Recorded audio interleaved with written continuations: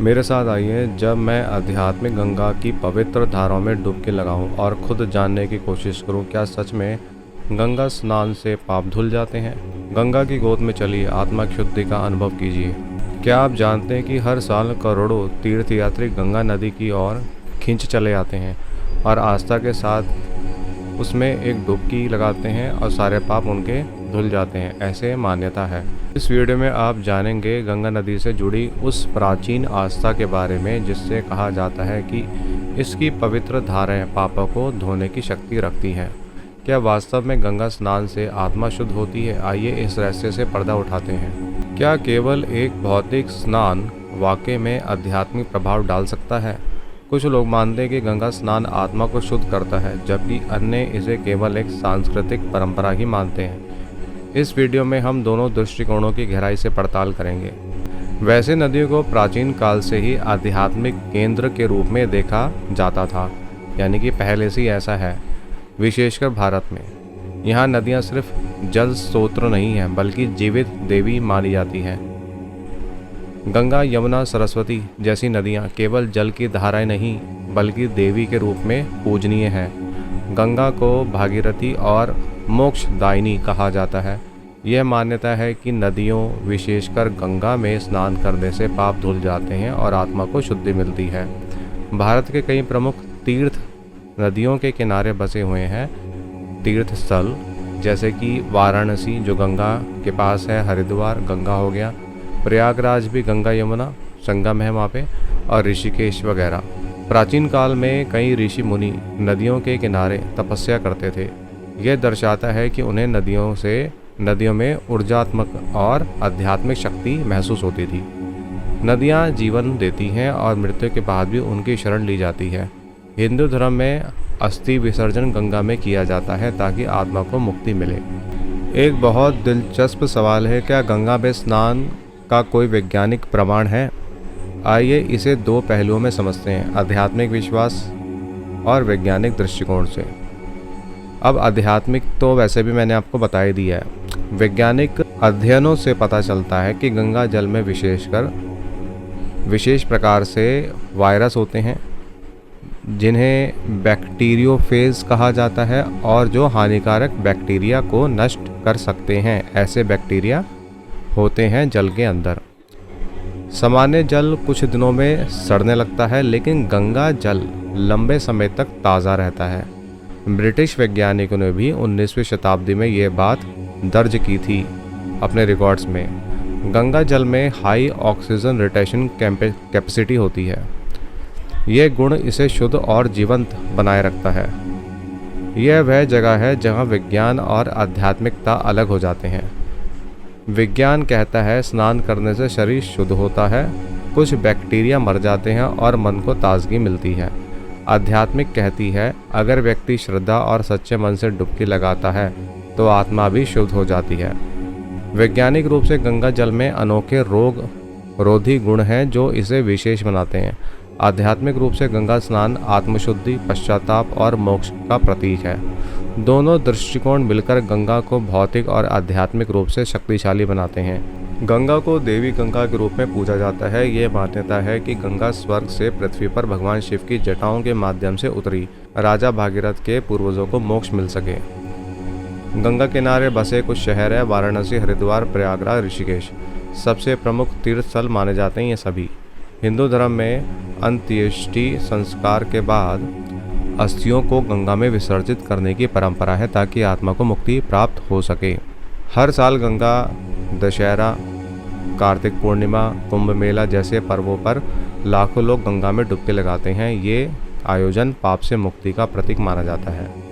गंगा के किनारे ही भारत की कई प्रमुख सभ्यताएं बसी हैं। यह सिर्फ आध्यात्मिक नहीं बल्कि आर्थिक और सांस्कृतिक जीवन रेखा भी रही हैं। संस्कृत ग्रंथों, कविताओं और लोकगीतों में गंगा को बार बार माता, जीवनदायिनी और मुक्ति की स्तोत्र के रूप में चित्रित किया गया है। हिंदू धर्म में पाप का अर्थ केवल अपराध नहीं बल्कि आत्मा पर चढ़ी अज्ञान और अहंकार की परत है। गंगा में डुबकी लगाना केवल शारीरिक नहीं, मन और आत्मा की शुद्धि का प्रतीक है। श्रद्धा के साथ किया गया स्नान आत्मा को हल्का कर सकता है और मोक्ष की ओर एक कदम हो सकता है।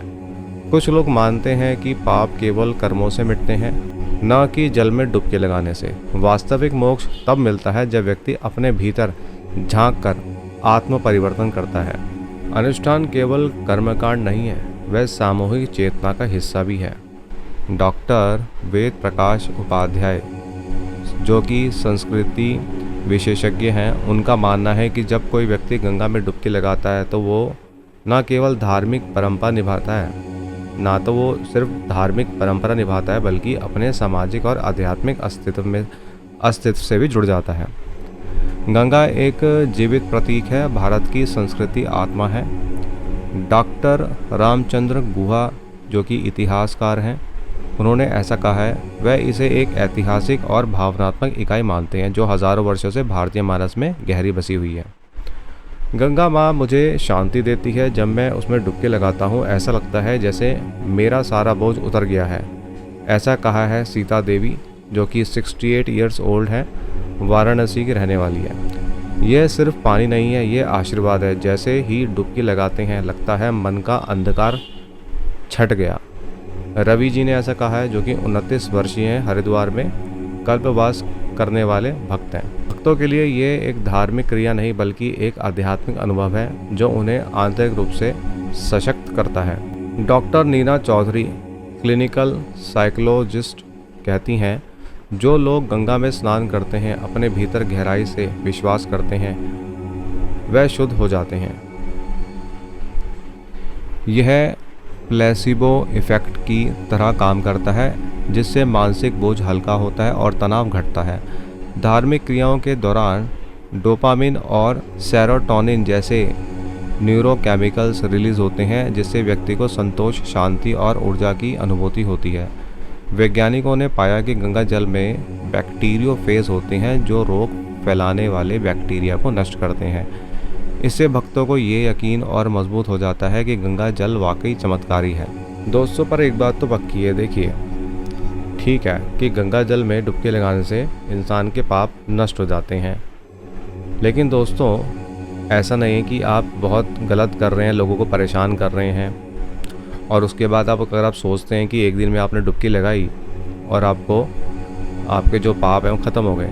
ऐसा तो बिल्कुल नहीं हो सकता, क्योंकि आप कितनी भी डुबकी लगा लीजिए, 1 बार, 100 बार, 1000 बार, जब तक आपको अंदर से आपकी आत्मा ये समझ नहीं पाएगी, आप नहीं समझ पाओगे कि आपने करा क्या है। आपने अगर कुछ बुरा किया है किसी के साथ और सामने वाले व्यक्ति की जो पीड़ा जब तक आपको महसूस नहीं होगी, जब तक आपकी आंखों से आंसू नहीं आएंगे, आपके अंदर वो तड़प नहीं आएगी, पश्चाताप की भावना नहीं आएगी, तो जब तक आप कितनी भी डुबकी लगा लें कोई फ़र्क नहीं पड़ता। डुबकी लगाने का फ़ायदा जब होगा जब आपको अंदर से पश्चाताप महसूस होगा कि आपने अगर कुछ गलत किया है तो वो गलत था। आप उसके लिए रोते हैं, फिर सोचते मैं कभी ऐसा नहीं करूँगा। फिर आप अपने आप से वादा करके गंगा माता से आशीर्वाद लेते हैं कि माता मैं ऐसा कभी नहीं करूँगा या नहीं करूँगी। तब जाके आप डुबकी लगाते हैं, तब जाके आपके कुछ पाप, कुछ मतलब 100 में से सिर्फ 5% कम होते हैं। ऐसा आप दोबारा प्रॉमिस करते हैं, फिर डुबकी लगाते हैं तो 5% दोबारा कम होते हैं। ऐसे करके आपके पाप कम होते हैं दोस्तों। तो दोस्तों पश्चाताप ज़रूरी है। ऐसा नहीं कि आपने रोज़ किसी को परेशान किया फिर डुबकी लगाने आ जाओ, ऐसा कुछ नहीं होने वाला। या भगवान के आगे हाथ जोड़ लो तब भी कुछ नहीं होने वाला। मेन बात ये कि आपको अंदर से महसूस होना चाहिए अगर आपने कोई गलत किया है, चाहे वो छोटी चीज़ हो या बड़ी चीज़ हो। अगर आपने बिना बात पे किसी को उल्टा सीधा बोल दिया है, डांट दिया है और आपको महसूस होता है कि आपने गलत कर दिया, उसके लिए आपने सॉरी मांग लिया, बस फिर गंगा में डुबकी लगाने की ज़रूरत नहीं पड़ेगी आपको, क्योंकि आपने अंदर से महसूस कर लिया, पश्चाताप कर लिया कि मैं दोबारा ऐसे नहीं करूँगा, मैंने गलत किया है। लेकिन कोई इंसान गलत करता है और कहता है कि मैंने गलत किया ही नहीं, वो सामने वालों को गलत ठहराता है, तो वो कितनी भी डुबकी लगा ले गंगा में उससे फ़र्क नहीं पड़ता। पर यह बात सच है कि जिस इंसान को पश्चाताप हो जाता है, जिस इंसान को महसूस होता है कि मैंने गलत किया है, उसके बाद जब वो डुबकी लगाता है तो ये 100% है कि उसके पाप सच में धुल जाते हैं। ये सच बात है दोस्तों। और वो व्यक्ति अगर रोता हुआ भगवान के मंदिर भी जाता है, उनसे माफ़ी मांगता है, तब भी उसके पाप धुल जाते हैं। ये सच बात है। लेकिन जब तक पश्चाताप ना हो तो कितने भी हाथ आप जोड़ लीजिए या डुबकी लगा लीजिए, फ़र्क नहीं पड़ता। तो दोस्तों कैसी लगी आपको ये जानकारी? उम्मीद करते हैं अच्छी लगी होगी। आप अवश्य हमारे चैनल वो आनंद को सब्सक्राइब, शेयर और लाइक कीजिएगा। बहुत बहुत धन्यवाद। भगवान सबका भला करे।